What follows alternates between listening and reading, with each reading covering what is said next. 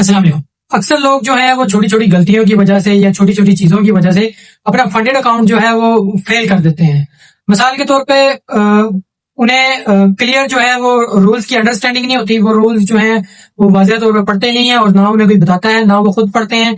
तो जिसकी वजह से वो किसी ऐसी फर्म का अकाउंट ले लेते हैं जहां पे कोई मुश्किल जो है वो उन्होंने रूल्स डाले होते हैं, तो वो उनका फंडेड अकाउंट जो है वो फेल हो जाता है। तो इसी तरह मेरी तरफ से जो फर्म्स रिकमेंडेड है वहां पे ऐसे कोई रूल्स नहीं है जिसकी वजह से कोई भी ट्रेडर वहां पे फंडेड स्टेज पे या चैलेंज फेज में वो फंस जाए, वो आसानी से रूल्स की वजह से क्लियर कर देता है। और उन्हें बकायदा मैं सारे रूल्स बताता हूँ ताकि उन्हें कोई बाद में मुश्किल पेश ना आए।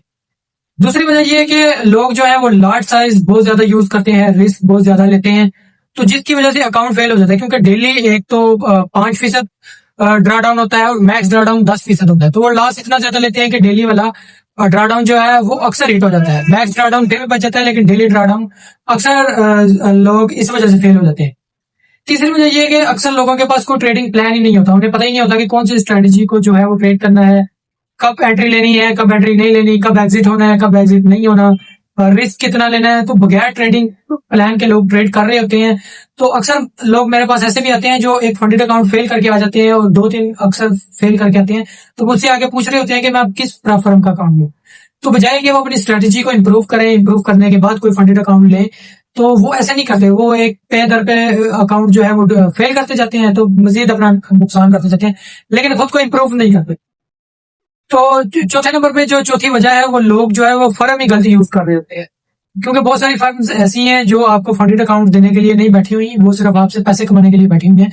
तो आप फंडेड अकाउंट का जो है वो फर्म का जो है वो लाजमी देख के उसकी रिसर्च करके फिर उसके बाद जो है वो फंडेड अकाउंट लिया करें। क्योंकि बहुत सारी फर्म्स पे ऐसे रूल्स होते हैं जिनकी वजह से आप अकाउंट जो है वो फेल कर देते हैं। अक्सर के स्प्रेड्स हाई होते हैं और स्लिपेज ज्यादा होता है, फीस ज्यादा होती है और काफी चीजें जो है वो मसाइल होते हैं, कमीशन काफी ज्यादा होता है और काफी चीजें जो है वो देखने वाली होती है। तो बाकी आप मेरे लिंक से अगर ज्वाइन करेंगे, मेरी तरफ से जो प्रेफरेंस रिकमेंडेड है वो 5% है और फंडिंग टिप्स है। तो मेरे लिंक से लेंगे, उस पर आपको 5% डिस्काउंट मिलेगा। मजीद ये कि मैं आपको उस पर मुकम्मल जो है वो गाइड भी करूंगा और अपने व्हाट्सएप ग्रुप में भी ऐड करूंगा जहां पे कम्युनिटी मेंबर्स एक दूसरे को गाइड करते हैं। अल्लाह हाफिज।